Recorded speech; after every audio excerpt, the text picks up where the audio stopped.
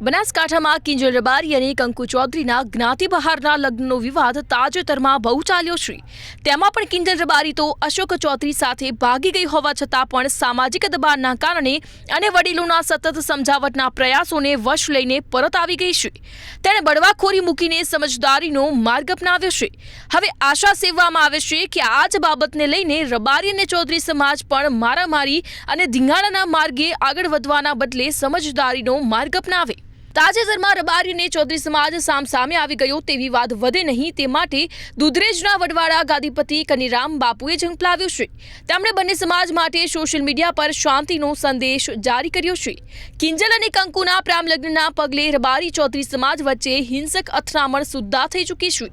આ વિવાદનું સ્વરૂપ ધારણ ન કરે તે માટે કનીરામ બાપુ શાંતિની અપીલ કરવા માંડ્યા છે। તેમણે જણાવ્યું હતું કે બંને સમાજમાં મને માનનારા લોકો છે તે બધા જ મારા પુત્ર વત્સલ છે। તેઓ ઝઘડે તો જાણે મહારાજ બે સંતાનો ઝઘડતા હોય તેવું દુઃખ થાય છે। આજે આ 4 દિવસથી એક મલધારી સમાજ અને ચૌધરી સમાજ બંને સમાજની દીકરી દીકરાએ જે કાંઈ ભૂલના પાત્ર બન્યા એના કારણે રબારી સમાજ અને ચૌધરી સમાજ બંને સામે સામે આવી ગયા। એક ધર્મ તરીકે, એક જગતગુરુ તરીકે, એક સાધુ તરીકે કહું છું કે સમાજ મને એક ભૂલના પાત્રમાં આખો સમાજ બંને સમાજ વખોડાઈ ન જશો। બંને સમાજ ખોટા ઝઘડા તોફાન ધમાલમાં ન જશો। મહેરબાની કરી આનો અંત લાવીને સમજૂતી કરીને સમાજના આગેવાનો સમાજના સમજૂતદાર વ્યક્તિઓ બેસીને એનો રસ્તો કરો અને ટોળા કરી અને તોફાન ધમાલ થાય એના પરિણામ સારા ન હોય। કિંજલ અને કંકુ ચૌધરીએ જે પણ કર્યું તેને લઈને બંને સમાજના સામાજિક આગેવાનો મળે અને આખા પ્રકરણનો શાંતિપૂર્ણ ઉકેલ લાવે। કોઈ બાબતને યોગ્ય દિશામાં યોગ્ય ઉકેલ સુધી લઈ જવું તે સાચું સમાધાન છે। કોઈને નીચું જોડાવવું કે કોઈની ગરિમાને લાંછન પહોંચાડવી તે સમાધાન નથી। વ્યક્તિગત ધોરણે કિસ્સાઓ તો બનતા જ રહેવાના અને યુવાનો તો ઉન્માદમાં આવીને નિર્ણય લેશે, પરંતુ સમાજે યોગ્ય રસ્તો પસંદ કરવો પડશે। આ રસ્તો શાંતિનો છે, સમાધાનનો છે, પણ વિખવાદનો નથી। તેમણે જણાવ્યું હતું કે બંને સમાજના આગેવાનો પહેલા તો આ માટે સંવાદ શરૂ કરે છે તે જરૂરી છે। એક વખત સંવાદ શરૂ થયા પછી આગેવાનો વચ્ચેનો સંવાદ બંને સમાજ વચ્ચે સેતુ બને। બંને સમાજના આગેવાનો સમજદારીભર્યું વલણ દાખવીને દરેક વિવાદને સંવાદના માળખામાં રહીને ઉકેલે। હિંસા કરવાથી બંનેમાંથી એક પણ સમાજને ફાયદો થવાનો નથી। વિખવાદ છેવટે તો નુકસાન બંને સમાજને જ પહોંચાડશે।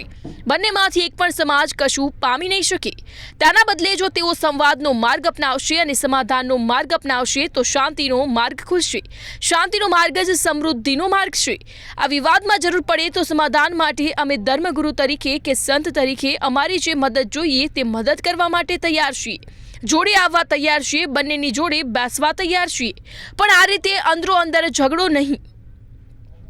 યુવાનીઓ યુવાનીમાં ભાન ભૂલી જતા હોય છે। યુવાની હોય છે એવી જોશીલી, તેઓને સારા નરસાનું ભાન રહેતું નથી, પરંતુ વડીલો તે વડીલો છે, તેમણે સારા નરસાનું ભાન રાખવું પડે છે। બંને સમાજના વડીલોએ બગડતી બાજી તેમના હાથમાં લેવી જોઈએ અને વાત વધુ વણસે તથા સામાજિક વિખવાદ થાય અને હિંસક સ્વરૂપ ધારણ કરે તે પહેલા યોગ્ય પગલાં લેવા જોઈએ। વિવાદને આગળ વધતો અટકાવવો જોઈએ। આપણા બંને સમાજમાંથી કોઈને પણ ત્યાં પોલીસ આવે અને મારામારી કે હિંસા માટે કોઈને ઉપાડી જાય તે કેટલું ખરાબ લાગે। તાજેતરમાં જ ઉણ ગામે થયેલી અથડામણમાં ચૌધરી સમાજના 800થી વધુ લોકોના ટોળા સામે ગુનો નોંધાયો છે। તેમાં 40થી વધુની અટકાયત કરવામાં આવી છે।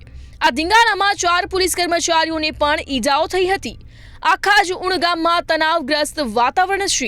પોલીસ બંદોબસ્ત પણ વધારી દેવામાં આવ્યો છે અને કાયદો અને વ્યવસ્થાની સ્થિતિ જાળવવા પોલીસે જરૂર પડે તો વધુ કુમકો બોલાવવાની પણ તૈયારી રાખી છે। આ કુમકો સ્ટેન્ડ બાય રાખવામાં આવી છે અને પોલીસની સાથે સાથે FSLની ટીમ પણ પહોંચી ગઈ છે। આ તોડફોડમાં ઉપયોગમાં લેવાયેલી વસ્તુઓના નમૂનાઓ લેવામાં આવ્યા છે। આઈજી પરીક્ષિતા રાઠોડનો દાવો છે કે હાલમાં પરિસ્થિતિ કાબૂમાં છે। આ વિવાદને લીધે મોટી સંખ્યામાં લોકોએ પથ્થરમારો કર્યો હતો। હાલમાં તો બનાસકાંઠાના ઉણ ગામમાં અજંપા ભરી શાંતિ પ્રવર્તી રહી છે. બનાસકાંઠાના ઉણ ગામમાં કર્ફ્યુ નાખી દેવામાં આવ્યો છે અને પોલીસનો મોટો કાફલો હાલમાં તો આ અજંપા ભરી શાંતિ સામાજિક વિખવાદનું આગનું સ્વરૂપ ન પામે તે માટે પ્રયત્નશીલ છે. આ વિવાદમાં જોઈએ તો કિંજર રબારીની ઘર વાપસી પછી જોરમાં આવેલા રબારી સમાજના યુવાનોએ ડીસા રાધનપુર હાઈવેને બ્લોક કર્યો હતો. આમ રબારી સમાજના યુવાનો રસ્તા પર ઉતરી આવતા ટ્રાફિક વ્યવસ્થા ખોરવાઈ ગઈ હતી. બીજી બાજુએ રૂની ગામના ચૌધરી સમાજના સંમેલનમાં દીકરી પરત લઈ આવો તેવી હાકલોના પગલે મામલો ગરમાગરમ થઈ ગયો હતો. તેના પગલે ચૌધરી સમાજના લોકો પણ ઉણ ગામે દીકરીને પરત લેવા ગયા હતા. ઉણ ગામે દીકરીને લઈને વિવાદ થતા ચૌધરી અને રબારી સમાજ સામસામે આવ્યા હતા. આના પગલે અથડામણની સ્થિતિ પણ સર્જાઈ હતી અને જેને પગલે જ પરિસ્થિતિ અંકુશમાં લેવા એસપીની આગેવાની હેઠળ પોલીસ કાફલો પણ ઘટનાસ્થળ ઉણ ગામે પહોંચ્યો હતો. જે બનાવના અન્ય કોઈ પ્રત્યાઘાત ન પડે અને સમયસર ગામ લોકોનો તમામ સમાજનો જે સહકાર મળેલો છે, જેના ભાગરૂપે કોઈ મોટી ઘટના બનતા અટકી ગયેલ છે. પોલીસની સમય સૂચકતા, સમયસર હાજરી અને જરૂરી એક્શનના કારણે હાલ બિલકુલ પરિસ્થિતિ શાંત છે. કોઈ અન્ય પ્રશ્ન નથી અને સોશિયલ મીડિયાના માધ્યમથી કે અન્ય કોઈ અફવાઓથી લોકોમાં કોઈ રોંગ મેસેજ ના જાય, કોઈ ગલત મેસેજ ના જાય તે સારું. આજરોજ ગામે શાંતિ સમિતિની તમામ સમાજના લોકો સાથે બેઠક કરવામાં આવી છે. તમામના રજૂઆતો સાંભળવામાં આવી છે અને તકેદારીના ભાગરૂપે ગામમાં જરૂરી બંદોબસ્ત પણ જાળવવામાં આવે છે. હાલ બિલકુલ શાંતિ છે. સર, એફએસએલ કઈ રીતની કામગીરી ચાલે પંચનામું કરવાની? આ જે ગુનો દાખલ થયેલ છે એ ગુનાના કામે બિલકુલ સાયન્ટિફિક તપાસના ભાગરૂપે એફએસએલની મદદ લેવામાં આવેલ છે. જરૂરી પંચનામા વિડીયોગ્રાફી, ફોટોગ્રાફી સાથે કરવામાં આવેલ છે અને કાયદાની જોગવાઈઓ મુજબ તટસ્થ, નિષ્પક્ષ અને કડક રીતે કાર્યવાહી કરવામાં આવશે. પોલીસનો દાવો છે કે પોલીસની સમય સૂચકતાના લીધે આ બનાવ મોટી હિંસામાં પરિણમતો રહી ગયો છે. આ બનાવમાં સંડોવાયેલા હિંસક તત્વો સામે ચોક્કસ કાર્યવાહી કરવામાં આવશે.